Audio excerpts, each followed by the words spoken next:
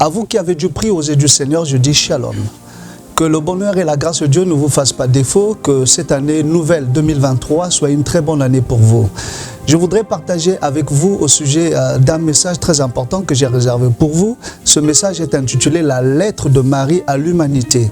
Marie s'adresse à toute l'humanité. Marie étant femme révélée, Marie étant une femme poussée par l'Esprit de Dieu, elle va s'adresser à l'humanité au sujet de quelque chose de très important. Alors ce que Marie va nous dire, c'est dans le livre de Jean, le chapitre 2, le verset 5. Marie a parlé, Marie a prêché, sa prédication était courte. Marie a dit, faites ce qu'il vous dira. Avant que nous puissions ouvrir la pensée de Marie, je voudrais que nous puissions poser une base. La base, c'est laquelle? La base, elle est prophétique. Marie est entrée dans la dimension prophétique, notamment dans le livre d'Ézéchiel, le chapitre 33, du 2e au 6e verset, qui pourront nous importer pour notre message. Ézéchiel chapitre 33, du 2e au 6e verset. La Bible dit, Fils de l'homme, parle aux enfants de ton peuple et dis-leur, lorsque je fais venir l'épée sur un pays et que le peuple du pays prend dans son sein un homme et l'établit comme sentinelle, si cet homme voit venir l'épée sur le pays, sonne de la trompette et avertit le peuple.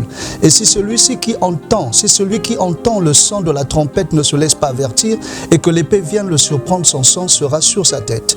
5e verset. Au 5e verset, il est dit, il a entendu le son de la trompette, il ne s'est pas laissé avertir, son sang sera sur lui, s'il se laisse avertir, il sauvera son âme. Et pour clore, au 6e verset, ce qui nous importe beaucoup plus, si la sentinelle voit venir l'épée et ne sonne pas de la trompette, si le peuple n'est pas averti et que l'épée vienne enlever à quelqu'un la vie, celui-ci périra à cause de son iniquité, mais je redemanderai son sang à la sentinelle. Gloire soit rendue au Seigneur. Voilà donc Marie qui plante le décor, Marie qui montre à tout le monde qu'elle est une véritable sentinelle. Et la sentinelle a pour fonction de veiller, la sentinelle a pour fonction d'empêcher au malheur de s'abattre sur un peuple, sur une maison, sur un lieu. Et donc Marie a parlé de la chose et bien plus tard, Marie va montrer à tout le monde qu'elle n'avait pas les paroles de la vie. Là, déjà, je peux vous dire tout de suite que Marie n'avait pas le Saint-Esprit.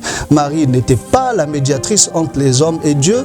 Marie n'a jamais été la mère de Dieu. Marie, c'était une servante de l'Éternel, poussée par l'Esprit. Et bien plus tard, Pierre dira une chose. À qui irions-nous? C'est toi qui as les paroles de la vie. Pierre dit, à qui irions-nous, Seigneur? C'est toi qui as les paroles de la vie. Pierre était entré dans une dimension que seul le Seigneur avait les paroles de la vie. Vous vous souviendrez, ce jour-là, Pierre était dépassé par les événements. Vous savez, comme moi, et vous conviendrez, quand on est dépassé par les événements, on fait des déclarations tantôt bonnes, tantôt mauvaises. Et Pierre avait eu le même problème. Pierre a dit, Seigneur, il est bon que nous puissions ériger une tente pour toi, une tente pour Moïse et une tente pour Élie. Élie représentant les prophètes, Moïse représentant la loi. Et Jésus était tout au milieu. Et quand Pierre est entré dans cette dimension, une voix est venue du ciel. La voix centrale dit, celui-ci est mon fils bien-aimé, écoutez-le.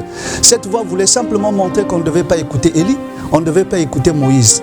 Pourquoi? Parce que Jésus était l'accomplissement de leur ministère. Selon le livre de Luc, le chapitre 24, le verset 44, Jésus était l'accomplissement de la loi, Jésus était l'accomplissement de la prophétie et d'ailleurs même des psaumes. Gloire soit rendue au Seigneur. C'est pour dire, cette femme qui avait la révélation de dire à tout le monde, lorsqu'il y a eu problème à ses noces, elle montrait à tout le monde que celui qui devait venir avec le nouveau message, le vin nouveau, était déjà là et celui qu'on devait écouter. Vous vous souviendrez que Marie n'avait pas le Saint-Esprit. Marie, cela est montré dans le livre des Actes des Apôtres au chapitre 2, que Marie aussi attendait l'avènement du Saint-Esprit. Pierre était là également dans la chambre haute. C'était une histoire qui concernait tout le monde. Pierre, quoi qu'il ait marché sur les eaux, mais personne n'avait reçu le Saint-Esprit et tout le monde l'attendait. Et d'ailleurs, Marie a montré à tout le monde. Si Marie a prêché à toute l'humanité, nous devons écouter la voix de cette femme. Nous également, nous devons regarder au Seigneur Jésus-Christ qui a les paroles de la vie.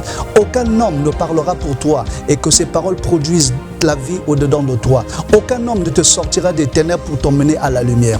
Il n'y a que les paroles du Seigneur Jésus-Christ qui apportent la vie. Il n'y a que les paroles du Seigneur Jésus-Christ qui apportent la délivrance. Il est donc important pour nous dans ces temps de la fin que de nous accrocher à celui-là qui est le créateur de Marie, celui-là qui est le créateur d'Abraham, celui-là qui est le créateur de toute personne vivant sur la terre des hommes, Jésus-Christ de Nazareth. Que Dieu te bénisse, J'espère que tu as fait le bon choix. Que Dieu te bénisse, que la grâce de Dieu soit sur toi. Et j'espère que ce message qui vient vers toi t'emmènera à reconsidérer tes voies. Reconsidère tes voies et Dieu te bénira. Si avant tu avais les yeux fixés sur cette femme qui a servi Dieu avec beaucoup de fidélité, donc Marie, il faudrait que tu détournes tes yeux d'elle pour les fixer dorénavant sur celui qui est le créateur de Marie, Jésus-Christ de Nazareth. Que Dieu te bénisse encore et encore. À très bientôt.